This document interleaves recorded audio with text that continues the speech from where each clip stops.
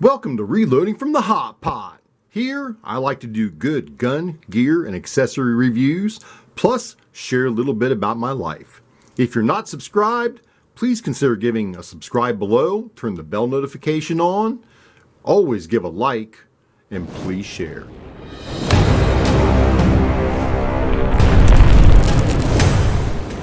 Anytime I go to a range, indoor or outdoor, I always bring good eye protection and ear protection. There is a medical kit standing by in case of any accidents or boo-boos, and all safety protocols are observed. Welcome back, my pupils. This is Gene coming to you with Reloading from the Hot Pot. See what we got on the review bench today? We got the Gilboa. We're going to go over this from front to back, check it out, see where it's from, and maybe look at some of the internals on it. Hold on. Well, you seen the video of me out the range playing with this. Man, I couldn't wait. Man, the boss man handed this to me with a box of ammo and said, "Here, go make a video." And I couldn't wait. I went straight to the range and fired this thing up. What a blast to shoot.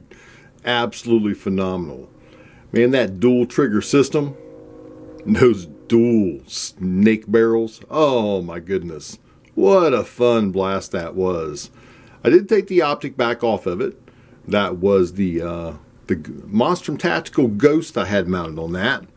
Man, that's a nice dot. That's a nice dot. But we're going to go over this thing from front to back.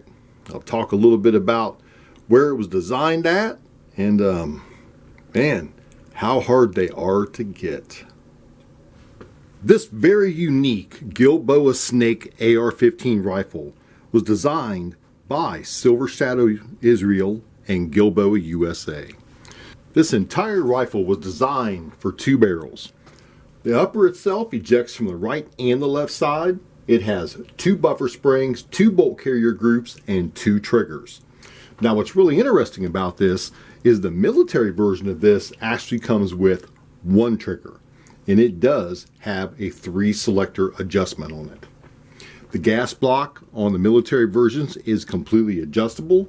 I believe this one is too, but I'm not going to get into it because it's not mine. I'm not going to get in there and start playing around because it was fun. It fired just fine. It did have no malfunctions, no problems at all. It does boast one charging handle for both bolt carrier groups, which is, I guess, kind of odd considering it's got two triggers, two bolt carrier groups, two barrels, but one charging handle. Really made it convenient, but man, that thing it's doubled to pull back. That's for sure, to charge this thing off. The buttstock on it is non-adjustable. It is a stationary, dedicated length to pull. The actual grip on it can be changed out to just about anything you want. That's a standard A2 style AR-15 grip. It does require two magazines together. You can run one at a time, but who would want to? You got to put two in it. And the base plates that come with it are actually one that houses two magazines for the base plate. Then it has a strap in the center that holds that on. And these are just PMag 30-round magazines. Now, they actually do offer these in different calibers. They offer these in 9, 5.56, 223, which is the same thing, as well a couple of the calibers. I believe they have one that is actually 7.62 by 39 as well. I've never seen one. I really couldn't produce any pictures of one, but I did read a little bit about it. You know, we have a standard pick rail up top here, pick rail on the bottom. Excellent, man. This thing was so much fun to shoot. It was incredible. Let's see, what else about it? Oh, the barrels are 1-7 twist, 16-inch length, full rifle barrels. They do just have the A2 bird cages on it, which is actually really nice. Good for suppressing the flash. Not very good for muzzle compensation, but they are what they are. They are military spec. The free-floating handrail is wider to accommodate the two barrels, as you can see. Everything on this is custom made for this. The only thing that you could really interchange on this would be the trigger group, maybe the safety. It's not an ambi safety, but it is longer, so that may take something of a bear to try to change or try to acquire. The bolt catch releases are exactly the same as they are on every other AR. As I said, the grip itself, the grip could be changed to any A2 style pattern, any grip that's on here. Oh man, this thing is just so cool. I can't believe I got to shoot this, man. This thing is just incredible. I mean, look at those two barrels. Wow. You know, I really wanted to do an in-depth review about this, but man, just having this sit in front of me like this is incredible. It's just amazing to see the engineering that went into this, and the time and the care. You know, it's got a flared mag well on it. Let's get that off and look at it. It's got a flare mag well for inserting the magazines. That's absolutely incredible. It's got a little skeletonization right here. Skeletonized. It's skeletonized. How about that? Right here on the bottom of the trigger guard. Very cool. Pick rail there on the bottom. Just amazing. I mean, just amazing to shoot. You know, no dust covers on the ejection ports there. Just open. You know what? Let's open this up. Pull those bolts out. Take a look at that. How about it? What do you think? Here you can see we have two completely separate trigger groups, which I think, you know, if you wanted to, you could actually do drop-in triggers in this. You may have to fabricate a longer pin to go into this, but I believe you could do it. You know, with a little bit of ingenuity, you could actually do some drop-in triggers in this. These are just mil spec, and as you heard in the other range video where you can actually hear them reset through my microphone. But they weren't bad. They weren't bad. If this was mine, I'd probably put some lightning springs into it, but sadly, it is not. As you can see here, it has two completely separate bolt carrier groups. Two completely separate bolt carrier groups. Really, really cool. You can pull one out at a time. Look at that. Isn't that just nifty neato? I'm just really impressed, man. Just the amount of engineering that went into this thing to put this together was absolutely amazing. The takedown pins, as you've seen it open, are standard on it as they are any other AR, except these are much longer. So everything on this had to be designed for this, from the takedown pins to the safety lever.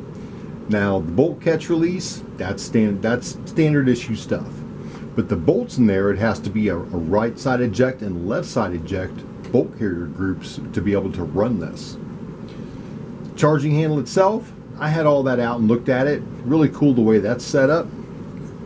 I'm not going to completely disassemble this for you, but I do want you to see this and get to experience it a little bit with me. We do have sling mounts. We have two sling mounts back here on the back. As you can see here, there's one back here and there's one up here. So you could do a dedicated single sling to it or a two mount sling point and then put that over your shoulder. This thing does weigh a little bit. It's got a little beefy girth to it. The kilograms to pounds on this ends up being, this thing weighs 9.5 pounds by itself unloaded, which is quite a hefty little booger to hold up. Let me tell you what.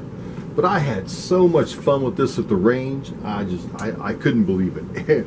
It just put a smile on my face from the first pull of the triggers. And you can pull both at once. You can sweep them a little bit. You can shoot them independently. It doesn't really matter. This thing ate 250 rounds of USA brand, which is, by the way, I found out what that is.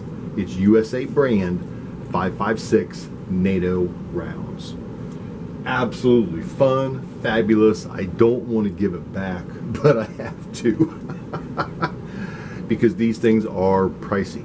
And if you can find them, like I said, they do offer them in 9mm, 5.56, and 223, or 7.62 by 39, which is like the forbidden round in the AR platform. But if it was going to be a double barrel Gilboa snake, The M43 model like this, I'd shoot it in 7.62x39 and not have a problem with it. I'd eat it. I would just suck it up. But man, I am just so impressed with this. Man, Heath, I know you're going to watch this, so man, thank you very much for trusting me with this, letting me bring this to my viewers and everybody else that ever sees this video, because I had fun at the range with this. You know, sometimes you go to the range and it's just another day at the range, you're just doing another review for something. But when I got this out and I loaded those magazines up, I just knew it was going to put a smile on my face. Man, what a blast. Well, that's all I really got for you. I just want to share this with you, my pupils out there, because that is just one beautiful hunk of rifle, man. That's a hunk of burning love if I've ever seen it before. I can't help but laugh. I just can't help it, man. You know, if you ever get to experience something like this in your lifetime, you'll know exactly what I mean, and why I'm laughing when I talk about it. It's absolute fun. You know, I invited Jesse B and Krista from 740 to come out and join me on the review for this, but he didn't have time to do it. He regretfully declined, and Jesse had to get back home too. So I ended up going out by myself and shooting all 250 rounds through this. Maybe I'll get to do it again one day. You never know, man. My boss is a pretty cool guy. He treats me very well. All right, my pupils, that's really all I got for you today. I just wanted to go over this a little bit with you, do a little tabletop review of it.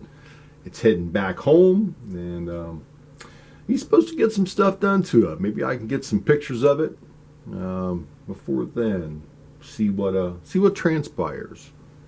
All right, my pupils, I greatly appreciate ya. Thank you very much for watching, and always remember to keep blowing that smoke.